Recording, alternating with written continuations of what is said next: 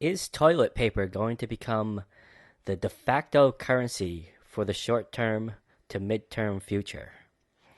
I know we've all seen the pictures of local stores with that toilet paper aisle just completely empty. And of all the things that people would stock up on, that consistently is the one product that is just it's you can't find it anywhere. I went to my local Walmart this morning, and I think it was my third time there in the past week. And yeah, that aisle has just been empty. Fortunately for me, I had just bought a 12 pack of toilet paper just a few weeks ago. Obviously, if I had known what was going to happen, not that I would do like what some of these really crazy people have done is, just buy out the store in the hopes that they can now like hawk it in the parking lots for price gouging purposes. Like I wouldn't be doing something like that. I just wish I had bought a secondary package of like roughly the same size. I'm sure that would have. I live alone, so I'm sure that would have tied me over for probably a half a year. So I probably have like 3 months worth or more. It's funny how I never thought to even pay attention to how much toilet paper I use in a week, but I found myself when I put my last roll out, I actually wrote a little post-it note to myself, and I stuck it up in my bathroom. I was like, oh, let's just see on average how long this lasts me, and that'll give me an indication of how long I'm gonna last before I go crazy, or at least have a stinky bum. But I just wanted to talk about this. I mean, what's so weird also on YouTube and probably other outfits online, there's some belief that if you mention the virus, if you mention the issue that's occurring, like you could actually get censored or have your channel struck, or it's very bizarre. And all these tech giants, they're all forcing us into a situation where we almost have to create a second language just to talk about something that everyone's talking about. So I've decided I'm just going to call this issue Cordoba 2020. And we all know Cordoba 2020 is this super flu, and it's all over the news right now. There's a lot of misinformation out there. I don't know what it is about the toilet paper. I know at my local Walmart, it's still not a problem to get bottled water. There's still a fair amount of canned food in relative abundance, although I'm fully expecting supply to really start to dwindle if things get as bad as a lot of the experts are saying. With that said, anyone that's played any of the recent Bethesda Fallout games, Fallout 3, Fallout 4, in those games, the bottle cap is the de facto currency that the fictitious Commonwealth has all decided to use as a standard of currency, which is kind of weird. I mean, I guess money, like paper money and coin money, is kind of weird in and of itself in that regard. It's just this thing, and we've assigned a value to it. But you could easily just bypass that. If Fallout 4 was a real thing, if you had your choice between having like a bunch of bottle caps or a bunch of water, you're probably going to take the water. Obviously, they're trying to recreate a system that's fair to everyone. And so they just recreated money, but only in the form of bottle caps. It doesn't really make a lot of sense. And if that type of nightmare dystopia actually did come true, which it's not for Cordoba 2020, but it is interesting to kind of think about these sorts of things. If that possibility ever became a reality, like no one's going to care about bottle caps. They're going to care about water and food and weapons. Because let's face it, if you're a person of bad morality, you got some weapons, and you go to a place where they don't have weapons, but they got a lot of food and toilet paper, guess what? You're walking out with that food and toilet paper. That's just how it's going to be. I know this will probably trigger some feminists, but yeah, it would be a real bad situation for the women out there if that nightmare scenario ever took place. So, but let's not think about that. And the channel that I'm kind of overseeing here on YouTube and Minds and wherever else I might end up putting these videos, I just like to speculate on different things that are occurring. And right now, Cordoba 2020 is the thing that everyone's talking about. So, no toilet paper, but what did I decide to get today? Well, I got this. That's right. It's a big old box of condoms, 36 count. Why did I decide to buy condoms at this particular juncture in time?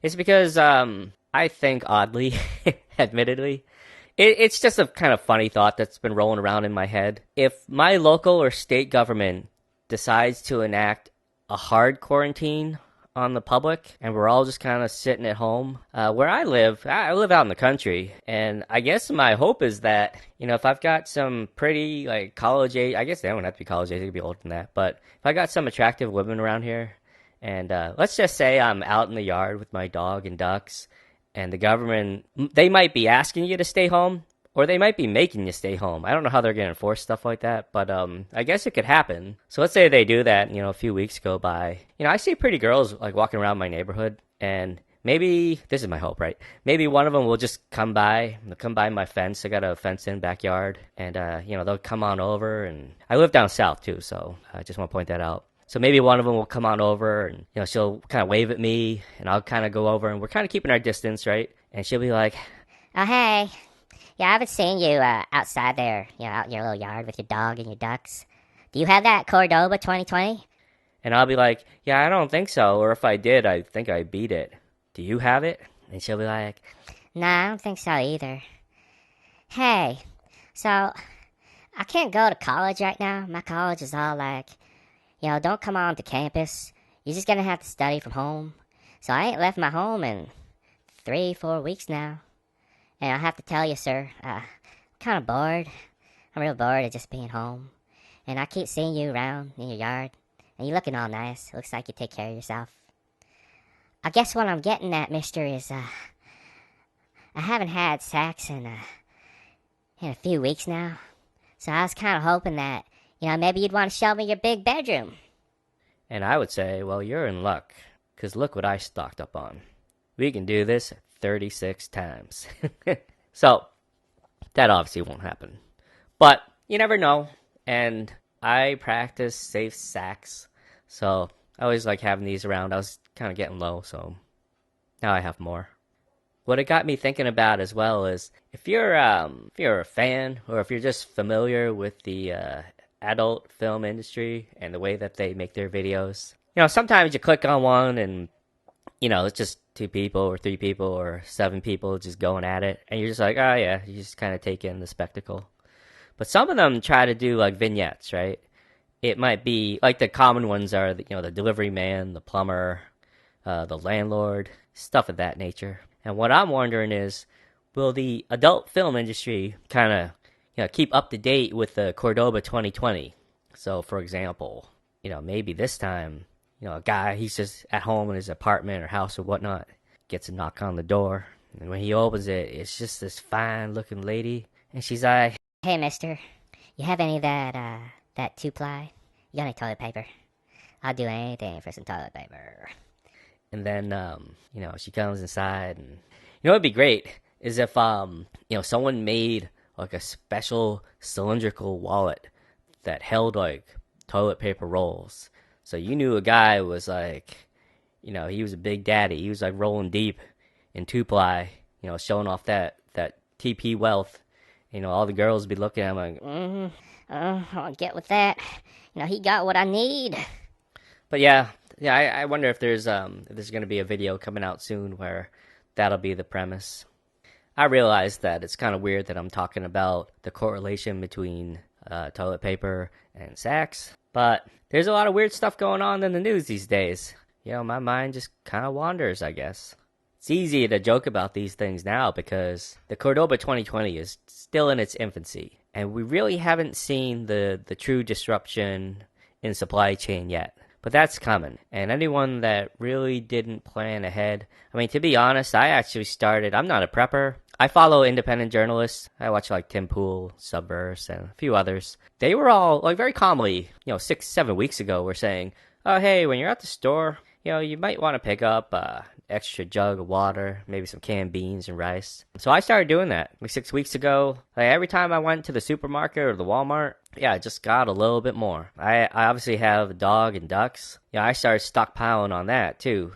But I know that the idea of like people trading, sacks for toilet paper is kind of crazy. But what if you get 2-3 months down the road and you just literally can't get food anywhere? Your town's just on lockdown. We're following the trajectory that the entire country of Italy has been enduring. And there's a good chance that Cordoba 2020 is going to expand even faster than the rate that it's affected the people of Italy. Just because we're so much bigger than Italy, as a country. And also, I think there's just a lot of people that just don't believe that they're going to get infected here. So they're just kind of living their daily lives.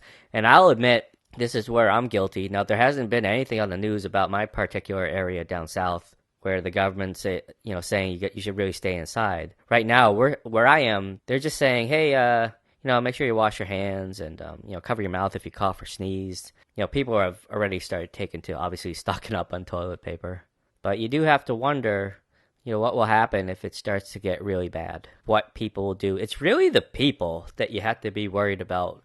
I've seen a couple of, they appear to be experts on the matter with infectious diseases. There was a guy on Joe Rogan just last week, and statements from the CDC. I forget exactly where I heard this, but I could have sworn I heard one of them. Maybe I imagined it, but I thought I heard one of them say that if you're healthy, if you're like kind of just a basic healthy person, you're not a smoker, you're not obese. I know that eliminates a lot of people, but if you're just a generally healthy person, you're almost better off just getting the virus, fighting your way through it, and then your body's just going to build up an immunity to it because the vaccine won't be ready for many months. That's what I've been hearing.